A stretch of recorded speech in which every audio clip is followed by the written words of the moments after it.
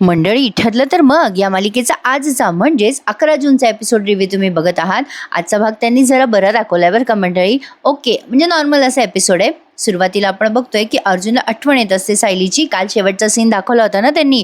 मग तो अचानक विचार करतो की मी जर आत्ता सिनियरकडे गेलो तर बरं होईल ना, मला आत्ताच्या आत्ता बायकोला बघता येईल. हा विचार त्याच्या मनात येतो आणि तो सायलीला खूप मिस करत असतो. म्हणून तो आता किल्लेदारकडे जायला निघतो. पण जाता जाता त्याने प्रतिमा आत्याला फोन केलाय. इकडे रात्री अस्मिताचं बाळ उठलंय आणि रडत असतं. तेव्हा कल्पनाताई आणि अस्मिता खेळत असतात स्मितची. या दोघींच्या आवाजामुळे अश्विन सुद्धा जागा झालाय बरं का. आता अस्मिता म्हणत असते बाळाला, अरे माझा स्मित आता फ्रेश दिसतोय. कल्पनाताई म्हणतात, काय ग अस्मिता, आम्ही सगळे गोलू म्हणतो आणि तो हट्टाने त्याला स्मित म्हणतेस. अस्मिता म्हणते, अगं मम्मा हट्टाने काय, त्यात काय, त्याचं नावच आहे ना स्मित आणि ते छान आहे म्हणून मी स्मित म्हणते त्याला. अश्विन म्हणतो, अरे काय तुम्ही दोघी अजून जाग्याच. कल्पना म्हणतात, गोलू जागा तर आम्ही जागे. आता अश्विन गोलूशी खेळायला लागतो अस्मिताच्या बाळाशी. तेवढ्यात अर्जुन निघालाय बॅग बिग घेऊन. अस्मिता म्हणते, अरे अर्जुन कुठे निघालायस. अर्जुन बॅग घेऊन का चालला ते मला काही कळलं नाही बरं का मंडळी. अर्जुन आता अस्मिताला म्हणतो, अरे ते उद्या माझी मीटिंग आहे ना, त्यामुळे मी लॅपटॉपची बॅग कारमध्ये ठेवायला चाललोय. याचा आगाऊपणा लक्षात आलाय कल्पनाताईंना आणि अस्मिताला. कल्पनाताई म्हणतात, अच्छा तुझ्या लक्षात राहत नाही ना, तू विसरू शकतोस म्हणून बॅग ठेवायला चाललायस का कारमध्ये. अश्विन म्हणतो, दादा ही कसली बॅग आहे रे. अर्जुन थापा मारत असतो त्यांना. ही लॅपटॉपची बॅग आहे रे अश्विन, फाईल्स आहेत त्यात. मीटिंग आहे ना माझी, मग फाईल्स लागणार नाहीत का. अस्मिता म्हणते, अच्छा अर्जुन, क्लॅन मीटिंगसाठी तू लॅपटॉपची बॅग आणि फाईल ठेवतोयस का त्या कारमध्ये. पण काय रे, तुला युनिफॉर्म नाही लागणार का मीटिंगसाठी उद्या. आता अश्विन म्हणतो, अरे टी शर्ट वगैरे रे, म्हणजे उद्याच्या मीटिंगला कपडे बदलण्यासाठी कपडे पण घेऊन चाललायस का तू लॅपटॉपच्या बॅगमध्ये. कारण त्याच्या बॅगमध्ये त्याचा टी शर्ट लटकताना दिसतो या सगळ्यांना. आणि अर्जुनची चोरी अशी हे पकडतात. अर्जुनला आधी कळत नाही, पण जेव्हा त्याला समजतं की आपल्या बॅगमध्ये आपला टी शर्ट लटकतोय तेव्हा त्याच्या लक्षात येतं की यांना कळलं जे कळायचं ते. अस्मिता आणि कल्पनाताई लागतात हसायला. कल्पनाताई म्हणतात, अच्छा कळलं बरं का आम्हाला अर्जुन, उद्याची तुझी मीटिंग ॲडव्होकेट रविराज किल्लेदारांकडे वाटतं. अर्जुन म्हणतोय, मम्मा अगं थोड्या वेळासाठी चाललोय ग बायकोला भेटायला. अस्मिता म्हणते, काय रे अर्जुन, तुला सायलीशिवाय चैन पडत नाही का. अर्जुन म्हणतो, अगं तसं नाही ग अस्मिताई, ते तिला निरोप द्यायचा होता महत्वाचा. अश्विन म्हणतो, अरे तू तर मगाशी म्हणालास की सायली वहिनी तर झोपलेली आहे, आता तू कोणाला जाऊन निरोप देणार आहेस तिथे. आता कल्पनाताई हसून म्हणतात, अरे काय रे अर्जुन, ताकाला जाऊन भांडं का लपवतोयस, तू चाललायस ना सायलीला भेटायला, मग जा की. अर्जुन म्हणतो, खरंच जाऊ ना मम्मा. कल्पनाताई म्हणतात, हो जा, पण सायलीला जाऊन उठवू नकोस तिथे, उद्या सकाळी बोल तिच्याशी. अर्जुन आता, yes mamma, thank you so much असं म्हणून पळालाय. अस्मिता आणि अश्विन दोघेही त्याला चिडवतात ओरडून, अरे दादा ती तुझी ती बॅग आहे ना ती नीट ठेवा, क्लायंटची मीटिंग पण नीट कर, कपडे व्यवस्थित घाल, असं त्याला चिडवत असतात. इकडे आता किल्लेदारांच्या घरी प्रतिमा त्या आणि रविराज दोघे मिळून त्या सायलीला थोपटवत असतात. ती झोपलेली आहे ना, तर त्यांना रविराजांना आणि प्रतिमा त्याला असं वाटतंय जणू काही ते त्यांच्या लेकीचंच कोड कौतुक करताय. आता त्या प्रतिमा त्या थोपटवत असतात सायलीला. तेव्हा रविराज म्हणतात, किती छान आणि शांत झोपली आहे ना सायली, असं वाटतंय जणू काही. आता बोलता बोलता ते थांबतात. मग प्रतिमा त्या म्हणतात, काय बोला ना रविराज, जणू काही आपली तन्वी झोपली असं वाटतंय ना तुम्हाला. बघा, नाही नाही म्हणता म्हणता तुम्ही स्वतःहूनच तिचा विषय काढलात ना. आपण कितीही ठरवलं ना रविराज, तरी आपण तन्वीला आपल्या आयुष्यातून नाही काढू शकत. रविराज म्हणतात, हे बघ प्रतिमा, मला सगळं कळतंय, पण आपण जर तिची अशी आठवण काढत राहिलो तर आपल्याला त्रास नाही का गो होणार. आता सायली या कुशीहून त्या कुशीवर वळत असे तेव्हा रविराज आणि प्रतिमा आता त्यांचं बोलणं थांबवतात आणि रविराज लगेच म्हणतात, प्रतिमा तिला झोपू दे, चल चल. आता ते दोघे त्यांच्या खोलीत जायला निघणार तेवढ्या तिथे अर्जुन आलाय. मग रविराज म्हणतात, अरे अर्जुन, तू इथे कसं काय आलास. अर्जुन म्हणतो, अरे सिनियर, यावंसं वाटलं तर आलो. प्रतिमा त्या हळूहळू बोलत असतात, अरे बाबा तुझ्या मनाने तू बराच वेळ सहन केलास ना बायकोचा दुरावा, राहणार आहेस ना अर्जुन, बरं झालं आलास. अर्जुन म्हणतो, हो हो राहणार आहे मी प्रतिमा आत्या, सकाळी बोलूयात. मग रविराज म्हणतात, बरं बरं कर आराम. अर्जुन आता सायलीजवळ बसलाय. हे दोघे निघून जातात त्यांच्या खोलीतून. अर्जुनला काही सायलीशिवाय करमेना, त्यामुळे तो प्रतिमा आत्याच्या घरी गेलाय. पण सायलीला सकाळी उठून काही एक्साइटमेंट वाटलेली नाहीये बरं का या बाबतीत. म्हणजे जरा गडबडच वाटला मला आजचा एपिसोड प्रेक्षकांनो. सायली शांत झोपलेली असते. अर्जुनच्या ज्या इमोशन्स आहेत ना त्या दिसतात बरं का त्याच्या चेहऱ्यावर, तेवढ्या सायलीच्या दिसत नाही आहेत. अर्जुन आता सायलीला बघून म्हणतो, आत्ता मला रिलॅक्स वाटतंय बायको. आता ही झोपेत बडबडत असते, मधुभाऊ मधुभाऊ सांगा ना मला मधुभाऊ, अशी तोंडातल्या तोंडात पुटपुटत असते. अर्जुनला पुढचे वाक्य काही कळत नाही आणि मला पण कळले नाही बरं का. ती काय बोलते काही समजत नाहीये. अर्जुन असा कान देऊन ऐकतो, पण त्यांना पण त्या अर्जुनला पण फक्त मधुभाऊ मधुभाऊ एवढंच ऐकू आलेलं आहे. मग अर्जुन विचार करतो, हिला मधुभाऊची आठवण येते बहुतेक. अर्जुन विचार करायला लागतो की बहुतेक हिला स्वप्नात मधुभाऊ दिसताय वाटतं. आता तो तिच्या डोक्यावरनं हात फिरवतो आणि मग तिच्या पोटावर हात ठेवून म्हणतो, बाळा बाबा मिस यू लॉट. बाळा तुझ्या आईवर आणि तुझ्यावर बाबाचं खूप प्रेम आहे. मी तुम्हा दोघांना कधीच कुठला त्रास होऊ देणार नाही. तुला माहितीये मी ना तुझ्या आईला खूप घाबरतो. तुझी आई जेव्हा अशी डोळे मोठे करून बघते ना बाळा माझ्याकडे, तेव्हा मी घाबरतो रे तिला. तू सांग ना तुझ्या आईला. बाबाला नको रागव. आणि काय रे बाळा, तू तुझ्या आईला आई म्हणणार आहेस, मम्मा म्हणणार आहेस की मॉम म्हणणार आहेस? मला काय म्हणणार आहेस? बाबा, डॅड किंवा जस्ट अर्जुन सायली काय म्हणणार तू आमच्या दोघांना? माझ्यापेक्षा जास्ती तू तुझ्या आईवर प्रेम कर हं. म्हणजे तुझ्या आईने तुला 9 महिने पोटात वाढवलंय, म्हणजे आता ती वाढवणार आहे. पण आता आईला झोपू दे. आपल्या दोघांचं सिक्रेट आहे बरं का हे. तू पण तुझ्या आईसारखं शांत झोप आता. असं म्हणून अर्जुन त्या सायलीच्या पोटातल्या बाळाला गुड नाईट असं म्हणत असतो. म्हणजे तो संवाद साधतोय त्याच्या बाळाशी असं म्हणायला हरकत नाहीये. सायलीला पण तो आता गुड नाईट म्हणतो आणि झोपी जातो. इथे ना प्रेक्षकांना जाणवतं बरं का की अर्जुन म्हणजे सायलीच्या जवळ आहे, पण ॲक्च्युली काही काही सीनमध्ये लक्षात येते की वेगळाच अर्जुन आहे, हा अर्जुन नाहीये म्हणून. ते तुम्ही एपिसोड पाहताना लक्षात घ्यालच. असो, तर आता हा सीन संपलाय आणि डायरेक्ट त्यांनी सकाळचा सीन घेतलाय. काल आपण पाहिलं होतं की सचिन आणि प्रियाचा सीन दाखवला, तोच सीन आता त्यांनी घेतलाय. आता प्रियानं सचिनलाच फोन करायसाठी म्हणून तिच्या जेलमधनं बाहेर आली आहे, त्या ऑफिसमध्ये आली आहे ती तिथे पोलीस जवळ. आणि नेमका सचिन तिथे पोहोचलाय प्रियाला भेटण्यासाठी. आता तो विचारतो प्रियाचं सेल कुठे आहे. मग आता ती सांगत असते, कॉन्स्टेबल इकडून डाव्या बाजूला जा, तिकडे 3ऱ्या ठिकाणीच प्रियाचा सेल आहे. सचिन तिथे जाऊन बघतो तर काय प्रिया तिथे नसते. सचिन विचार करतो, अरे त्यांनी तर हाच सेल सांगितला. तो आजूबाजूला बघतो पण प्रिया कुठेच नसते. प्रिया इकडे त्या पोलिसांना फोन करायला सांगत असते, हाच नंबर आहे सचिन दीक्षित यांचा, यांना फोन करा ना प्लीज ताई प्लीज. ती कॉन्स्टेबल म्हणत असते, तुझ्यावर किती वेळेला आम्ही मेहरबानी करायची ग? प्रिया म्हणते, ताई प्लीज प्लीज एकदा या नंबरवर फोन लावून दे ना, शेवटचं. मी नंतर तुझ्याकडे कधीच काही मागणार नाही, प्लीज ग ताई. मग ती कॉन्स्टेबल फोन लावत असते तेव्हा सचिनचा फोन आउट ऑफ रेंज येत असतो. बऱ्याच वेळ प्रिया फोन ट्राय करते बरं का, पण फोन लागतच नसतो, कारण सचिन तिथेच जेलमध्ये आलेला आहे ना. आता हा कोइन्सिडंट की काय माहीत नाही, पण झालाय. फोन लागत नसतो म्हणून ती त्या कॉन्स्टेबलला रिक्वेस्ट करत असते प्रिया वारंवार, प्लीज अगं फोन लागत नाहीये ताई, बघ ना पुन्हा एकदा लावून दे ना. आता तिथे पुन्हा सचिन विचारपूस करताना दाखवलाय बाजूला, प्रिया इथे आहे ना, ती कुठे गेली आहे? मग त्या कॉन्स्टेबल म्हणतात, माहिती नाही, ती ऑफिसमध्ये गेली असेल तिकडे, नाही तर रुटीन चेकअपला गेली असेल. सचिन म्हणतो, चेकअपला? कसलं चेकअप? तिची तब्येत बरी नाहीये का?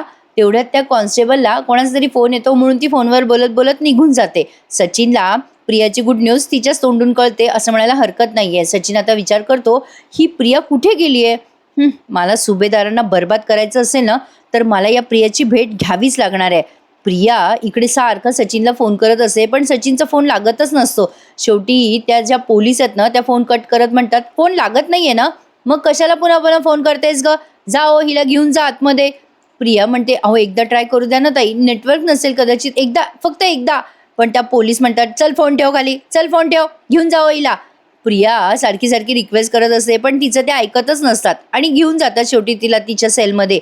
प्रिया तिच्या सेलमध्ये जाणार तेवढ्यात तिला समोर सचिन दिसतो आणि प्रिया खूप खुश होते सचिनला बघून आणि आश्चर्यचकित सुद्धा. बघा आता पुढचा सीन दाखवलाय सायली आणि अर्जुनचा. सायलीला अर्जुन तिथे आल्यावर काही आनंद झालाय, काही आश्चर्य वाटलंय, तिचे काही फिलिंग दाखवलेले नाहीयेत. आता सकाळी मस्त इडली सांबार खाऊ लागली आहे ती, त्यामुळे मला पण खावासा वाटतोय बरं का. सुमनताई सांगत असतात ना, तुम्हाला दोघांना आवडतो ना इडली सांबार, वहिनीने खास केलाय बघ सायली तुझ्यासाठी आणि अर्जुनसाठी. सायली म्हणते, कशाला एवढं करत बसलात प्रतिमात्या?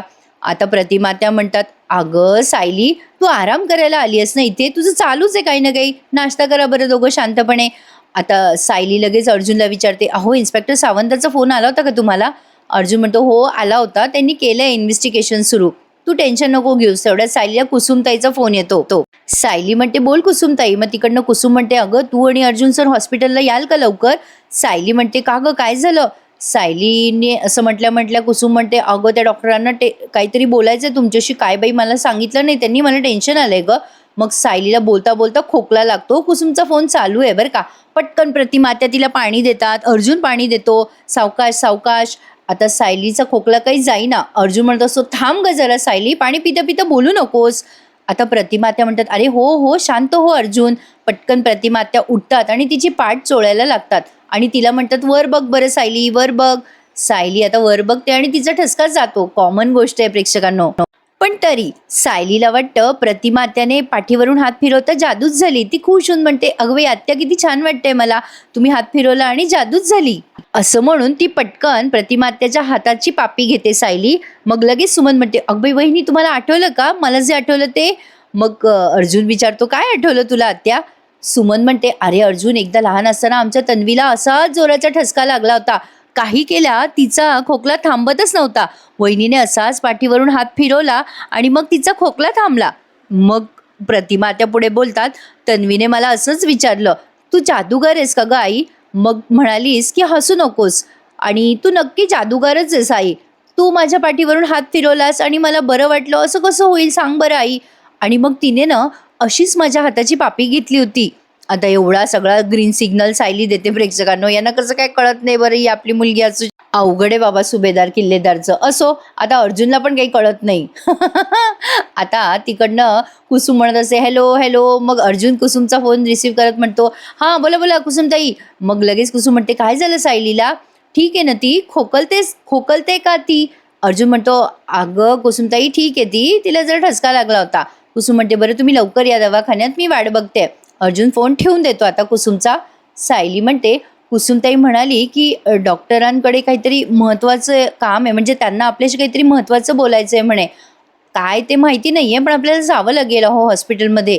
अर्जुन म्हणतो, बरं ठीक आहे चल आपण जाऊयात. सुमन म्हणते, अगं ए सायली, तुला आत्ताच खोकला लागला होता ना आणि तुला लगेच जायचं पण. सुमन म्हणते, सॉरी सुमन काकू, मला जावंच लागेल, तुम्ही काळजी नका करू. बाळ आपल्या आईला कशी ताकद देतं ना ते मी रोज बघते. स्मिताताईला मानसिक ताकद देतो, तसंच माझं बाळ माझ्या शरीराला ताकद देतं. मला काही होणार नाही सुमन काकू, हां आलीच मी. असं म्हणून सायली फ्रेश व्हायला गेली आहे. आता अर्जुन इन्स्पेक्टर सावंतांना कॉल करतो आणि अपडेट विचारतो आणि चैतन्याला पण फोन करताना दाखवलाय तो. जस्ट म्हणजे असंच काहीतरी सीन दाखवला. असो, तर आता प्रिया आणि सचिनचा सीन घेतलाय. सचिनने प्रियाला सगळी इत्यंभूत माहिती सांगितली आहे की त्याचा घटस्फोट झाला, काय काय झालं त्याच्या आयुष्यात वगैरे वगैरे. त्यावर प्रिया लगेच प्रश्न करते, काय तुझं आणि अस्मिताचा घटस्फोट झाला सुद्धा. चला बरं झालं ती मूर्ख मुलगी तुझ्या आयुष्यातून निघून गेली. सचिन म्हणतो, मूर्ख बिर्ख नाही ती अस्मिता, 1.5 शाणी निघाली ती, 1.5 शाणी. तिने आणि तिच्या भावाने मिळून मलाच मूर्खात काढलं. अस्मिताने मोठी रक्कम मागितली आहे पोटगी म्हणून माझ्याकडे. कोर्टाच्या निकालामुळे मला ती द्यावीच लागणार आहे. प्रिया म्हणते, तू एवढे पैसे कुठून आणणार आहेस सचिन. सचिन म्हणतो, मला स्वतःला विकलं ना तरी पण एवढे पैसे गोळा करता येणार नाही, मला ते पैसे अण्णांकडूनच घ्यावे लागणार आहे. पण अण्णांचं ना काहीतरी वेगळंच चालू आहे आजकाल, बघू करेल मी काही ना काही ॲडजस्ट. त्या सुभेदारांनी मला बर्बाद केलंय प्रिया. आता मी त्यांना एकही क्षण आनंदाचा जगू देणार नाहीये आणि मला माहिती आहे की तूच मला या सगळ्यासाठी मदत करू शकतेस, म्हणून मी तुला इथे भेटायला आलोय. प्रिया लगेच सचिनला म्हणते, तू करेक्ट माणसाकडे आलायस. या सुभेदारांनी आपल्या दोघांचे आयुष्य नरक बनवलंय, याचं उक्त तर काढायलाच हवं. म्हणजे हे त्या सुभेदारांशी वाईट वागतात ते गेलं कुणीकडे, पण सुभेदार यांना यांच्या कर्माची शिक्षा देत आहेत ते बरोबर लक्षात राहतंय यांच्या. असो, अवघड आहे, कलियुग आहे. प्रिया म्हणत असते, या सुभेदारांवर असा काही बॉम्ब फोडायचा ना सचिन की अख्खं अन्नपूर्णा हाऊस हादरेल. सचिन म्हणतो, पण असा बॉम्ब कुठे सापडणार आहे. प्रिया म्हणते, अरे माझ्याकडे आहे ना, तू फक्त त्या घरात जाऊन तो बॉम्ब फोड. सचिन म्हणतो, तू कशाबद्दल बोलतेस, मला काही कळत नाहीये. प्रिया म्हणते, अरे सुभेदारांसाठी हा सगळ्यात मोठा बॉम्ब आहे की मी अश्विन सुभेदारच्या बाळाची आई होणार आहे. सचिन आता विचार कर, ही बातमी जर सुभेदारांच्या हाऊसपर्यंत पोहोचली, त्यांच्या घरापर्यंत पोहोचली तर केवढा मोठा स्फोट होईल त्यांच्या घरात. सचिनला फार आनंद झालाय प्रियाच्या या बातमीमुळे. त्यात काय स्फोट व्हायचा प्रेक्षकांनो, ठीक आहे. आता ही अश्विनच्या बाळाची आई होणार आहे म्हटल्यावरती याला सुभेदार तरी काय करणार, आता हिच्या पापांची शिक्षा ही भोगते. आता ठीक आहे, फार फार तर सुभेदार हिच्या बाळाला एक्सेप्ट करू शकतात, पण प्रियाला कसं बरं ते एक्सेप्ट करतील सांगा बरं. अवघडच होऊन बसलंय सगळं. म्हणजे हे आपल्या विचारांच्या पलीकडे आहे असं म्हणायला हरकत नाही, कल्पनेपलीकडचं आहे सगळं. पण प्रियाला असं वाटतंय की या बाळाच्या मदतीने किंवा या बाळाला समोर करून ती सुभेदारांच्या घरात एंट्री करू शकते. पण मी तुम्हाला काल म्हणलं त्या पद्धतीने असं काही होऊ शकतं बरं का मंडळी, सांगता येत नाही. आता इकडे अर्जुन आणि सायली डॉक्टरांना भेटायला आलेत मधुभाऊंच्या. आता ते डॉक्टरांचं असं म्हणणं असतं की मधुभाऊंना आम्ही डिस्चार्ज देतोय. त्यावर अर्जुन त्यांच्यावर खूप चिडतो. अर्जुन म्हणतो, तुम्ही तुमची जबाबदारी झटकताय ना. नाही, मी तुमच्यावर केस करीन म्हटल्यावरती तुम्ही त्यांना डिस्चार्ज देताय ना, तुम्ही त्यांना घरी पाठवताय ना. सायली म्हणत असते, अहो थोडं शांत व्हाव ना. अर्जुन म्हणतो, हे बघ सायली, आपल्याला मधुभाऊंसाठी डिस्चार्ज हवाय, पण अशा पद्धतीने आपल्याला त्यांना घरी नाही न्यायचंय. ह्यांना त्यांची काळजी घेता येत नाही म्हणून ते डिस्चार्ज देत आहेत मधुभाऊंना. पण ॲक्च्युली डॉक्टरांचं म्हणणं आहे की असं काही नाही आहे. आता ते एक्सप्लेन करतात. अहो सुभेदार, माझं बोलणं तरी ऐकून घ्या. सायली म्हणते, हो ना, ऐकून घ्या ना त्यांना काय म्हणायचंय ते, मग ठरवूयात ना आपण काय करायचं ते. आता ते डॉक्टर म्हणतात, हे बघा सुभेदार, मधुभाऊंची तब्येत हळूहळू सुधारतीये. म्हणजे तुम्हाला आधीच म्हटलं होतं मी, त्यांची प्रोग्रेस चांगली आहे. आमच्या लक्षात आलंय तुम्ही सगळेजण जेव्हा त्यांना भेटायला येतात तेव्हा ते छान रिस्पॉन्ड करतात, पण जेव्हा आजूबाजूला हॉस्पिटलचा स्टाफ असतो तेव्हा ते रिस्पॉन्ड करत नाहीत. याचाच अर्थ की त्यांना पूर्ण बरं व्हायचं असेल तर त्यांची माणसं आजूबाजूला असायला हवीत. म्हणूनच मी सजेस्ट केलं की त्यांना डिस्चार्ज देणं योग्य. तुम्ही त्यांना घरी म्हणजे तुमच्या आश्रमात घेऊन जा. सायली म्हणते, असं केल्याने ते खरंच बरं होतील का. मग लगेच ते डॉक्टर म्हणतात, मी तुम्हाला नक्की सांगू शकत नाही, पण त्यांचं रिकव्हरीचं स्पीड वाढेल हे मात्र नक्की. शिवाय जी काही ट्रीटमेंट आहे ती आपण सुरू ठेवू ना, आणि आमचे डॉक्टर सतत व्हिजिट करत राहतील तिथे. अर्जुन म्हणतो, खरंच तुम्हाला वाटतं की आश्रमात जाऊन मधुभाऊंची तब्येत सुधरेल. डॉक्टर म्हणतात, हो 100%. तुम्हाला हवं तर आम्ही तुम्हाला सगळे कॉम्प्लिकेशन्स वगैरे आमचे सगळं केस तुम्हाला दाखवू शकतो. त्यावर सायली लगेच म्हणते, नको नको डॉक्टर, त्याची गरज नाही. आमचा विश्वास आहे तुमच्यावर. आम्ही घेऊन जाऊ मधुभाऊंना. म्हणजे ते जर आश्रमात येणार असतील तर ह्यासारखा आनंद कुठला. अर्जुन म्हणतो, सायली पण आश्रमात कशाला, मधुभाऊंना आपल्या घरी घेऊन जाऊ आपण, तिथे त्यांना काळजी घेता येईल ना आपली.